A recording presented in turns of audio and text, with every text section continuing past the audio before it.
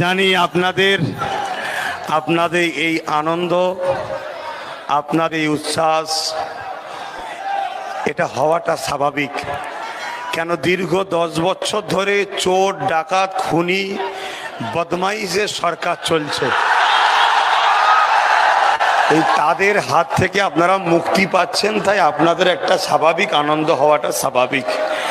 আপনাদের এই আনন্দকে আমি সাধুবাদ জানাই। তবে আজকের যে জনসভা, এই সভাটা খুব গুরুত্বপূর্ণ সভা। এটা কোনো ধর্মীয় সভা নয়, এটা হলো আমাদের সবার 5 বছর ভবিষ্যৎটা কিভাবে চলবে, কাকে আমরা ভোট দেব, কার সরকার বানাবো, কাকে আমরা ভোট দিলে নিরাপদে থাকব, সেই নিয়ে একটা আলোচনা সভা। সেই আলোচনা সভায় জাতি, ধর্ম, বর্ণ নির্বিশেষে প্রত্যেকটা পশ্চিম বাংলার নাগরিককে, মা বাবাকে, দাদা দিদিকে, ভাই বোনকে, আব্বা আম্মুকে আমার আরেকবার আন্তরিক ভালোবাসা ও শুভেচ্ছা।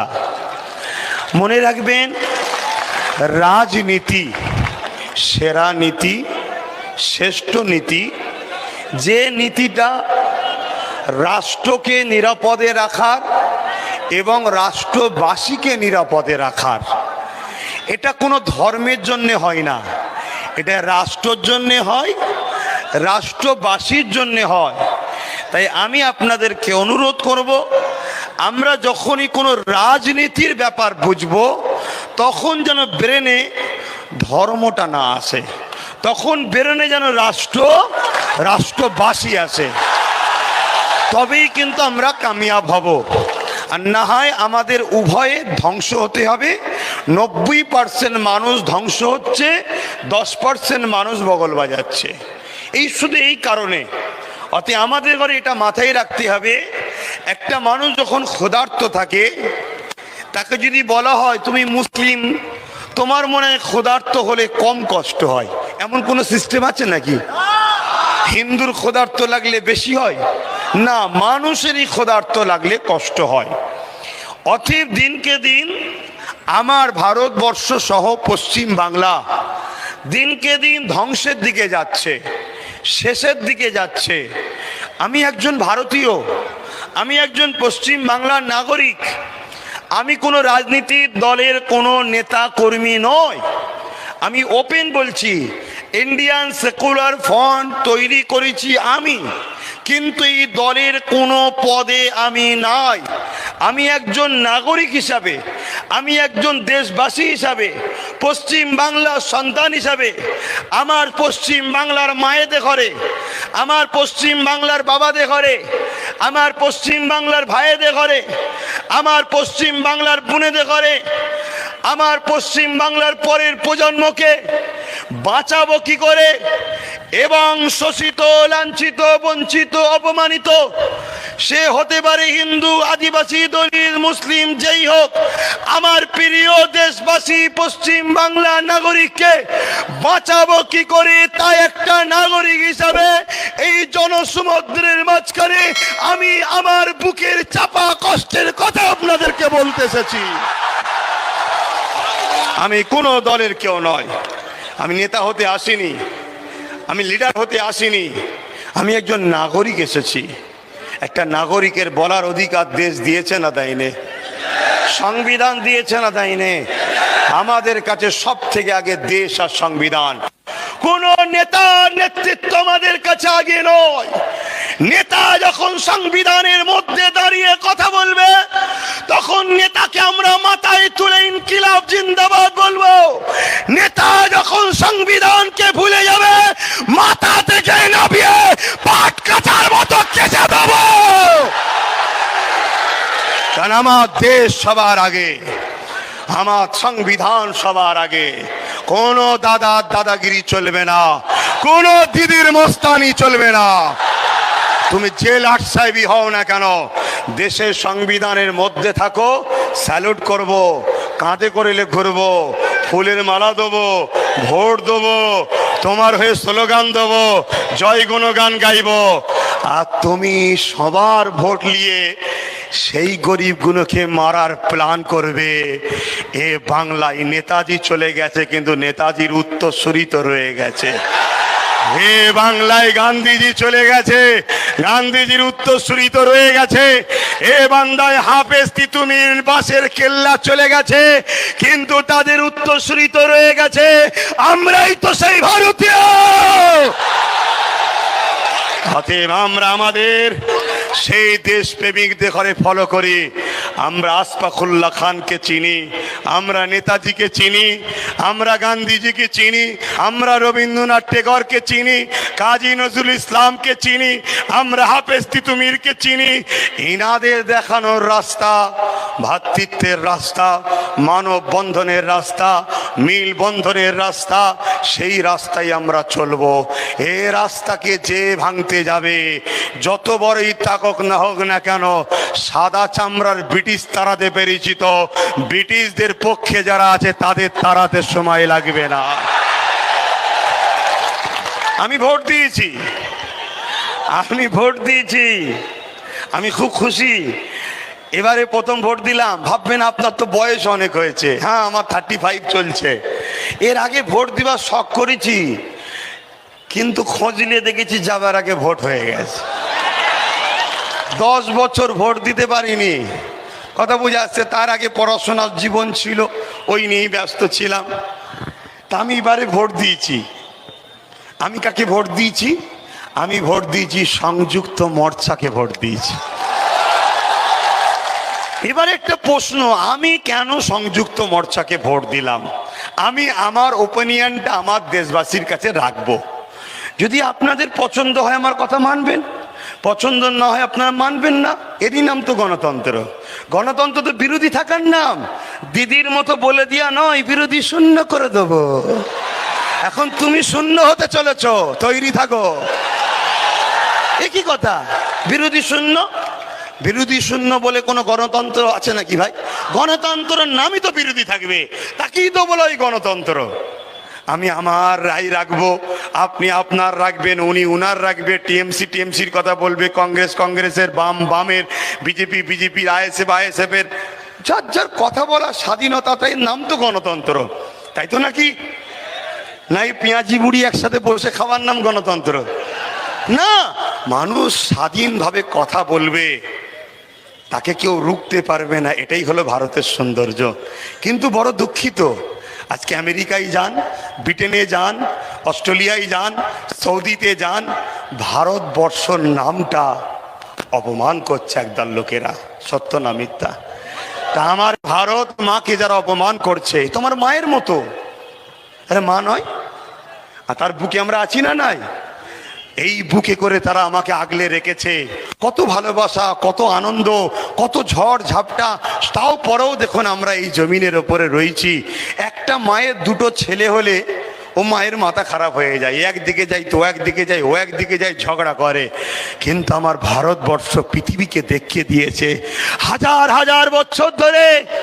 এ পৃথিবীর আমেরিকা, এ রাশিয়া, এ ব্রিটেন, এ অস্ট্রেলিয়া, এ সৌদি, এ আমেরিকা, এ কুয়েত, তামাম ওয়ার্ল্ড দেখে নাও, আমি ভারতবর্ষ, আমার বুকে হাজার ধর্মের, হাজার কোয়ালিটির সন্তান আছে।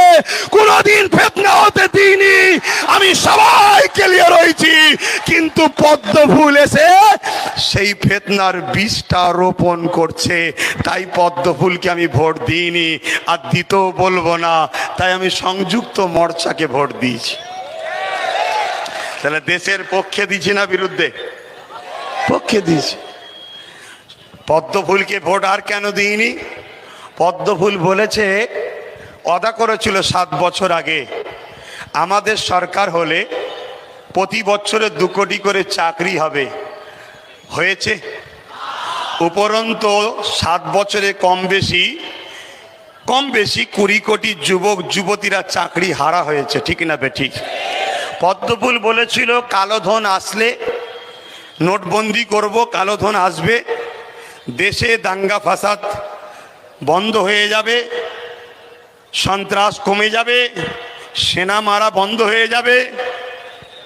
তাদের কথা শুনে গরিব, কৃষক, দিনমজুরি, সেলসম্যান, ট্রেনে হকারি করে, সব পয়সাগুলোকে জমিয়েছিল অল্প অল্প করে। কেউ মেয়ের বিবাহ দিবার জন্যে, কেউ বাচ্চার পরীক্ষা বড় শিক্ষিত হওয়ার জন্য, সব ব্যাংকে নিয়ে জমা দিল। কালো ধন তো আসলো না, উপরন্ত দেশবাসীর টাকাগুলোকে নীরব মোদী, ললিত মোদী, মুদি মুদি মুদি সব টাকাগুলোকে নিয়ে পালিয়ে গেল। গরিব আরো গরিব হয়ে গেল। কত লোকের মেয়ের বিবাহ ভেঙে গেল, কত মেয়ে আত্মহত্যা করে দিল, কত যুবক শখ করেছিল সামান্য পয়সা জমিয়েছে বিবাহ সময় একটু খরচ করব, সব টাকাগুলো চুরি করে নিয়ে পালালো। সে আর পয়সা নেই, বিবাহ করতে পারলো না। আর আজকের দিনে গরিবকে কে মেয়ে দেবে বলেন না? খারাপ নেবেন না ভাই, সত্য কথা।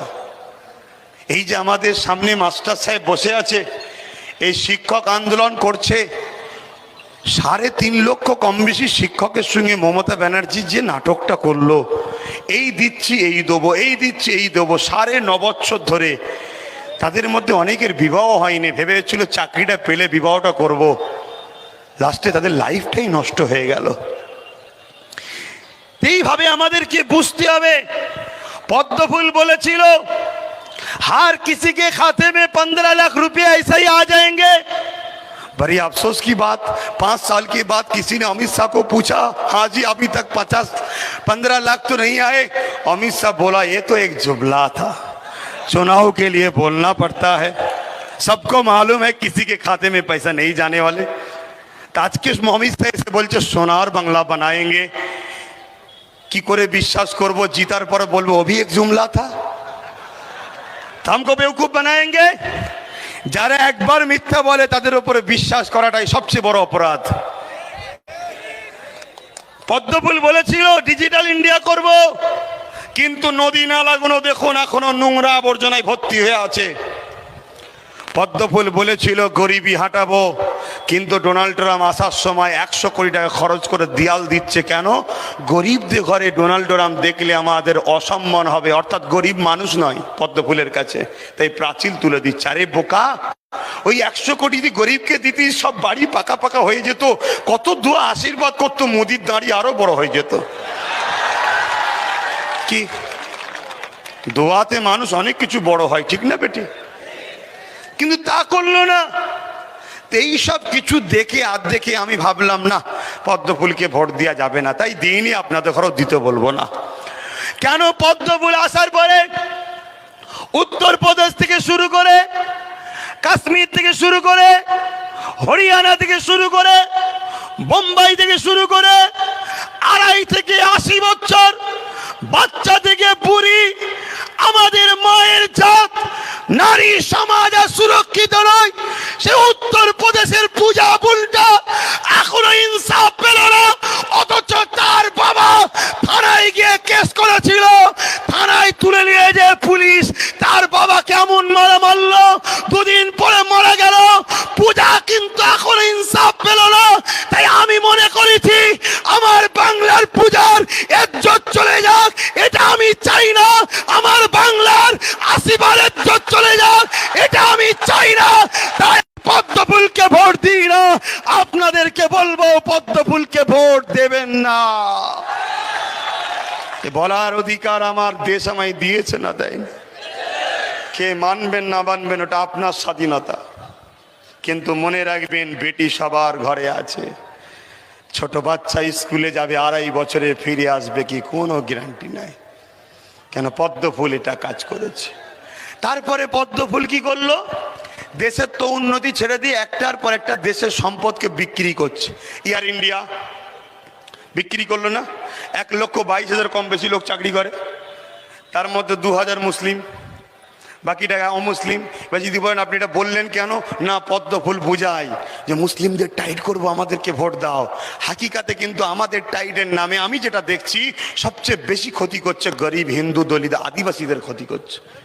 আপনি আসামে যান, প্রচার করেছিল এনআরসি করে 2 টাকা 2 তালা আব্দুল করিম চাচার বাড়িটা তোকে দেবো করে, তাই নাকি? হ্যাঁ, খুশি খুশিতে দিয়েছে। জিতার পরে দেখা যাচ্ছে 20 লাখের মধ্যে 15 লাখ হিন্দু বাঙালি মানুষদের ঘরে আমার মা বোন বাবাকে ক্যাম্পে ভরে দিয়েছে।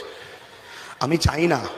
কেননা মানুষের সংজ্ঞা আমার যেটা জানা আছে, 2টো হাত থাকার নাম নয়, দুটো পা থাকার নাম নয়, দুটো কান চোখ থাকার নাম মানুষের সংজ্ঞা নয়। মানুষ তাকে বলা হয় যে মানুষের কষ্ট দেখে কষ্ট পায়, সে হলো মানুষ। যে মানুষের কষ্ট দেখে কষ্ট পায় না, সে মানব রূপী অমানুষ ছাড়া অন্য কিচ্ছু নয়। তাই আমি হিন্দু, দলিত, আদিবাসী, সাঁওতাল, বাগদি নয়।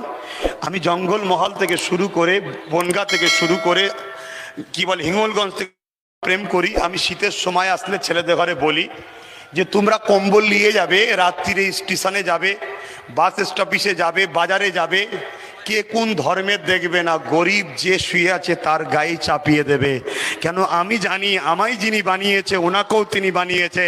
ওনাকে যখনই কম্বল চাপাবো উনি হাসবে, পৃথিবীর কেউ না দেখুক, ওনাকে যে বানিয়েছে তিনি কিন্তু দেখবে, তিনি খুশি হলেই আমার কামিয়াব হবে। এইভাবে দীর্ঘদিন কাজ করছিলাম। কিন্তু করোনার সময় আর আমপানের সময় আমার ছেলেদের ওপরে টিএমসি পার্টির লোকেরা এত জুলুম করেছিল, মালগুলোকে কেড়ে নিচ্ছে, চাল কেড়ে নিচ্ছে, তেরপোল কেড়ে নিচ্ছে, মারছে। আমি কি হলো বলছে না শুধু আমরা করব।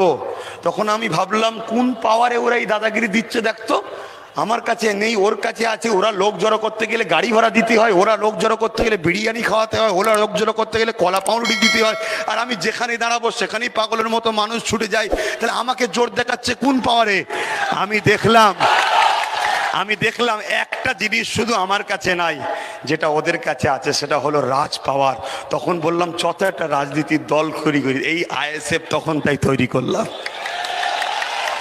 শুধুমাত্র জালিম জব্দ করবো আর গরিবদেরকে হাসাবো, এটাই টার্গেট আমার। কিন্তু এই দল তৈরি করে এই দলের প্রেসিডেন্ট করেছে একজন আদিবাসীকে, আর সম্পাদক। ভোট এসে গেল, খুঁজে বেড়াচ্ছি। ভোটটার পরে ভালো করে তালাশ করা হবে। খুব হাই এডুকেটেড একেবারে যুবক একটা হিন্দু ভাইকে আমি সম্পাদক করব, তাই খুঁজে বেড়াচ্ছি।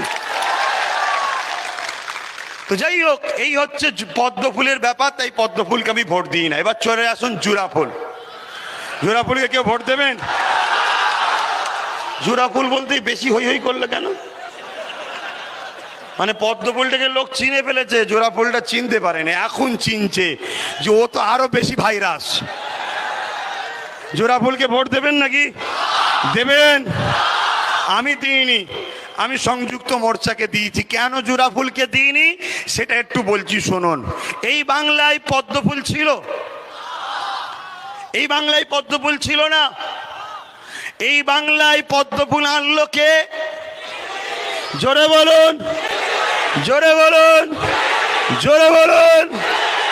যারা মহিলাদের ইজ্জতের রেট 2000 লাগায় তাকে আর দিদি বলবেন না, মমতা নিয়ে এসছে। মমতা শুনছেন? মমতা ব্যানার্জি বলেছিল না, একটা মেয়ে যদি বেউজ্জতি হয়, রেপ হয়ে যায়, তাকে 2 লাখ টাকা দেওয়া হবে। বলেছে না? বলে না? যারা মা বোনেদের ইজ্জতকে 2 লাখ টাকা মর্যাদা দেয়, তাকে দিদি বলার আর জায়গা নেই। মমতা এনেছে কে? চলে বলুন কে? আমার বাংলাটাকে নিয়ে ছেলে খেলা করলো। এই বাংলায় যখনই পদ্ম ফুল ফুটতে গিয়েছিল, আর আমার এই লাল দাদারা কি স্প্রে এখনো তো আমার জানা নেই, এমন স্প্রে করতো আর অমনি পদ্ম ফুলগুলো মরে যেত। ও ফুল আর ফুটাতে পারেনি, ও যতই চেষ্টা করেছে ফুটাতে পারেনি। লাস্টে 1998-এ মমতা ব্যানার্জির সঙ্গে পদ্ম ফুলরা কন্ট্যাক্ট করে। মমতা ব্যানার্জি বলে যে আমি তোমাদের কি গো চাওয়ালা, ভালো আছেন তো? হ্যাঁ ঠিক আছে, আমি যদি ক্ষমতা এসি তোমার একটা দোকান করে দেবো, এরকম ঘুরতে হবে না। আর ক্ষমতায় না এলেও তোমাকে আমি 2 মাস পরে একটা দোকান করে দেবো। একটা দোকান খোঁজো, ক্ষমতায় না হলে দেবো তোমার। রেকর্ডিং হচ্ছে তো, তোমার দোকান থেকে ও বেচারি প্রায় যায়, ও বেচারি প্রায় যেখানে দেখি সেখানেই যায়। যাই হোক, আমি বললাম একটা দোকান দেখেন, আপনাকে তো দেবো। তো যে কথা বলছিলাম, আমার কথায় আমার আম্মারা কাকিমারা কষ্ট পেচ্ছেন কেন? আমাকে নিয়ে অনেক ষড়যন্ত্র চলছে। আমার মায়েরা কিছু খুঁজে পায়নি, লাস্টে বলছো ফুরফুরার কেউ নয়।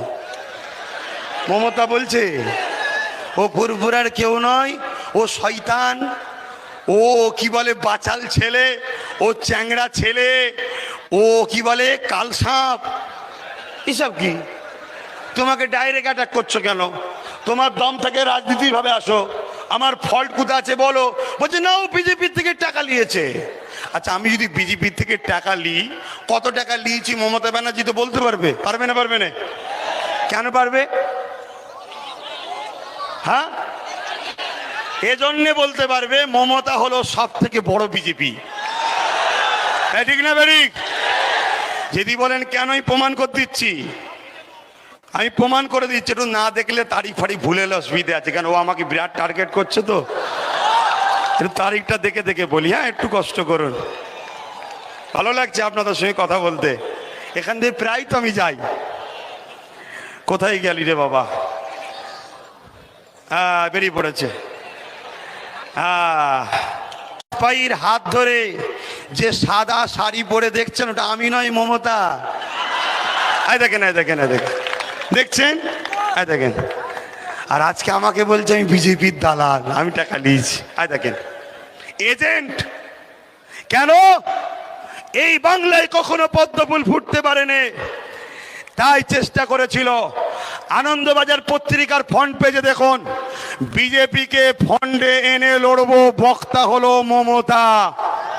দেখুন, দেখুন, কথা বুঝে আসছে? তাহলে চিন্তা করে দেখুন। তাহলে আমি যে বললাম যে বিজেপির টাকা নিয়েছি, তাহলে মমতা তো বিজেপি, তাহলে ওই তো টাকা দিয়েছে, ও তো জানে কত টাকা দিয়েছে, বলুক না। কিন্তু আমি আপনাকে বলে দিচ্ছি, শোনেন, একটা একটা করে বলি, শোনেন। 1999 সালে মমতা ব্যানার্জি বিজেপিকে 2টো সিট জিতিয়েছিল পশ্চিমবাংলায়। 1999 সালে বিজেপি সরকারের রেলমন্ত্রী ছিল মমতা ব্যানার্জি। 2000 সালে কলকাতার পূর্ববোট দখল করেছিল মমতা ব্যানার্জি, বিজেপিকে দখল করিয়েছিল। 2002 সালে উনি বাজপেয়ী সরকারের দপ্তরহীন মন্ত্রী হন। 2002 সালে গুজরাটে যে অশান্তি হয়েছিল, মায়ের পেট কেটে বাচ্চাকে বার করে তরোয়ালে টাঙিয়েছিল। আরে মা মা হয়, সে আদিবাসীর মা হোক, হিন্দুর মা হোক, দলিতের মা হোক, আদি যে কোনো ধর্মেরই মা হোক, মায়ের মমতা এক হয়। সেই মায়ের পেট কেটে বাচ্চাদেরকে বার করে তরোয়ালে টাঙিয়েছিল। মমতা ব্যানার্জি পুরস্কার পাঠিয়েছিল তার জন্যে। মমতা ব্যানার্জি 2004-এ লোকসভা ভোটে বিজেপির সঙ্গে আবার জোট করে। 2006 সালে বিধানসভা নির্বাচনে ফের জোট করে। এইভাবে তিনি মণিপুর চেনেন? মণিপুর, কলিকাতা বন্দরটা কার নামে আছে? নেতাজি সুভাষচন্দ্র বসু। আমাদের ভালোবাসার মানুষ তো নাকি, স্বাধীনতা সংগ্রামী তো নাকি। আজকে এই যে পতাকা উড়াচ্ছি, স্বাধীন ভারতের আনন্দ করছি, নেতাজির অবদান আছে না নাই? আজকে সেই নেতাজির নামকে যখন চেঞ্জ করবে বলছিল, মমতা ব্যানার্জি বলেছিল আমি সাপোর্ট রইল, নামকে চেঞ্জ করলে আমার আপত্তি নাই। এবং মণিপুরে 2019-20 যে বিধানসভা ভোট হয়েছিল, তাতে কংগ্রেস জিতে গিয়েছিল, বিজেপি হেরে গিয়েছিল। বিজেপির 2টো সিট কম পড়েছিল। মমতা ব্যানার্জি 2টো সিট বিজেপিকে দিয়ে, কংগ্রেসকে সরিয়ে দিয়ে বিজেপি সরকার তৈরি করেছে এই পাশের মণিপুরে। এর নাম হলো মমতা ব্যানার্জি।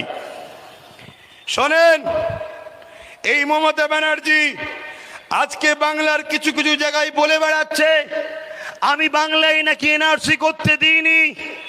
আমি আজকে আপনাদেরকে বলি, আমি সিএএ নাগরিকত্ব যে অ্যাক্ট তৈরি হয়েছে, আমি ওই অ্যাক্টের বিরুদ্ধে নয়, এটা আমার ব্যক্তিগত মত। তবে কোনো যদি শর্ত চাই, বাবার নাম কি কাগজ দাও আর দাও, ওর জন্য আমি বিরোধী। বিনা শর্তে বাংলাদেশ থেকে আগত প্রত্যেকটা হিন্দু মা বাবাকে নাগরিকত্ব দিতে হবে, এটার পক্ষে আমি রয়েছি। কিন্তু তুমি নাগরিকত্বের নামে কে কোথায় আছে ধরার জন্য ফর্ম ফিল আপ করাবে, ওর বিরুদ্ধে আমি। কেন, কতজন এসেছে সরকারের কাছেও হিসাব নেই। কথা বুঝছেন না? খুব সাবধান, কেননা আসামে কিন্তু ওইভাবেই ধরেছে। চলে আসুন। মমতা ব্যানার্জি বলছে আমি এনআরসি এর কি বলে এনপিআর এর বিরুদ্ধে, আমি বন্ধ করেছি। মিথ্যা কথা বলছে। 2005 সালে স্পিকারের মুখে সর্বপ্রথম কাগজ ছুঁড়ে মেরে বলেছিল বাংলাদেশি ঘুষপেটিদের ঘরে বার করতে হবে, বাংলায় এনআরসি করতে হবে। এটা মমতা ব্যানার্জি বলেছিল। কথা বুঝে আসছে? তাহলে সেই জায়গায় আপনারা বলুন, কিন্তু আমি আপনাদেরকে জানাই জাতি ধর্ম বর্ণ নির্বিশেষে এনআরসি এনপিআর হলে মুসলমানদের ক্ষতি হবে, এরকম যারা বলবে ভুল। এনআরসি এনপিআর হলে গরিবদের ক্ষতি হবে।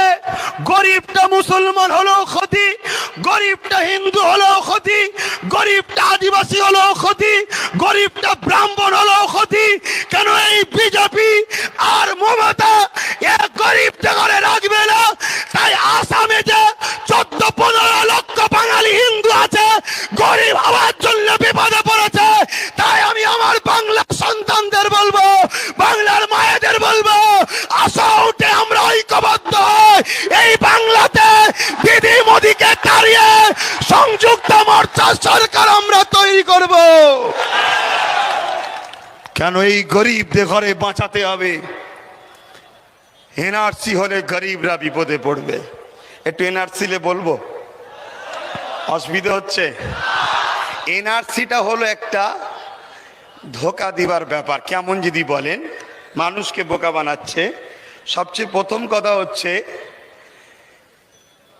একটা টোপ, মাছ না হলে, টোপ না হলে তো মাছ খাবে না। কিছু খারাপ ভাববেন না, বুঝাবার জন্য বলছি। হিন্দু ভাইদের ঘরে মায়েদের ঘরে মাছ হিসাবে ব্যবহার করছে, আর মুসলমান হচ্ছে ওই টোপ। মুসলিম তাড়াবো, মুসলিমদের নাগরিকত্ব দেবো না, এটা হলো টোপ। আর টোপের ভেতরে আছে এনআরসি অর্থাৎ বংশী। তো এই টোপটা না দিলে তো খাবে না, মাছ খাবে কি? তা যারা গরিব মানুষ তাদের ঘরে যে সেই ভুল ভাল ইতিহাস শুনিয়ে তাদেরকে টোপ দিচ্ছে, এলাও খাও, খেলেই দেখবে মুসলমানগুলোকে তাড়িয়ে দেবো। আরে যদি বাংলার হিন্দু, দলিত, আদিবাসী, বিশেষ করে হিন্দু মা বোনেরা যদি এনআরসির সময় রাস্তায় না নামতো, যখন আইন তৈরি হয়েছিল, মুসলমানদের বোঝা দরকার, তখন তোমাদের ঘরে মেরে সাফ করে দিত। আমরা যদি দুটো নেবে থাকি, আমার হিন্দু মা বাবেরা 10টা নেবেছিল, আমাদের আগে তারা ছিল, তাই তারা মারতে পারেনি, না হয় তখনই প্ল্যান করেছিল আমাদেরকে মারার। অত এই বিভাজন কখনো আমরা বাংলায় করিনি। এটা একটা টোপ দেওয়া হচ্ছে। শেষ কথা, তাহলে জোড়া ফুলকে কি ভোট দেওয়া যাবে? কেন দেওয়া যাবে না? পদ্ম ফুলকে আনলো কে? জোড়া ফুল। কথা বুঝে আসছে? আপনি জোড়া ফুলের যে কন্ট্রাক্টটা 1998-এ, কিন্তু 2011-এই কন্ট্রাক্টটাই কামিয়াব হলো। মমতা ব্যানার্জি সরকার তৈরি করলো, কিন্তু জোড়া ফুল। তখন বিজেপি বলল, আরে তোমাকে পয়সা দিলাম পদ্ম ফুল ফুটাবার, তুমি জোড়া ফুল ফুটাচ্ছ কেন? তখন দিদিমণি বলল, যদি প্রথম চান্সেই পদ্ম ফুলের কুঁড়ি বেরোতো, তাহলে ওই লালেরা আর কংগ্রেসেরা স্প্রে করে মেরে দিত। জোড়া ফুল ফুটিয়েছি, এ ফুলের এমন একটা সিস্টেম আছে, একটু অপেক্ষা করো, একটু অপেক্ষা করো। এই জোড়া ফুলের যত বয়স বাড়বে, যত দিন বাড়বে, যত সময় বাড়বে, আস্তে আস্তে জোড়া ফুলটা পদ্ম ফুলে পরিণত হয়ে যাবে। আপনি দেখুন, এই জোড়া ফুলে ফুটেছিল কে? লকেট চট্টোপাধ্যায় চ্যাটার্জি। সে প্রথম জোড়া ফুলে, আস্তে আস্তে বয়স হতেই হয়ে গেল পদ্ম ফুলে। মুকুল রায় জন্মেছিল, মানে প্রতিষ্ঠিত হয়েছিল জোড়া ফুলে, বড় হতে হতেই হয়ে গেল পদ্ম ফুলে। আপনি দেখুন, নীতিশ পরামানি জোড়া ফুলে, যেই বয়স বাড়ল পদ্ম ফুলে। শোভন চট্টোপাধ্যায় জোড়া ফুলে, যেই বয়স বাড়ল অমনি পদ্ম ফুলে। অর্জুন সিং মাথায় টুপি দিয়ে ইফতারও পর্যন্ত বসেছে জোড়া ফুলে, এখন ওই পদ্ম ফুলে চলে গেছে, কেন? বয়স হয়ে গেছে। মনিরুল ইসলাম জুড়া ফুলে লবপূর্ণা কি বলে, বয়স হতেই চলে গেল পদ্ম ফুলে। সৌমিত্র খান জুড়া ফুলে, বয়স হতেই পদ্ম ফুল। দুলাল বাবু, দুলাল বর জুড়া ফুলে, বয়স বাড়তেই পদ্ম ফুলে। এইভাবে দেখা যাচ্ছে শুভেন্দু অধিকারী মাথায় টুপি দিয়ে উনিও দোয়া করেছে, বয়স বাড়তেই চলে গেছে পদ্ম ফুলে। রাজীব ব্যানার্জি জুড়া ফুলে, বয়স বাড়তেই পদ্ম ফুলে। অতি আপনার এলাকায় যারা এখনো জুড়া ফুলে দাঁড়িয়েছে, এদের বয়স এখনো হয়নি, 21-এর ভোটটা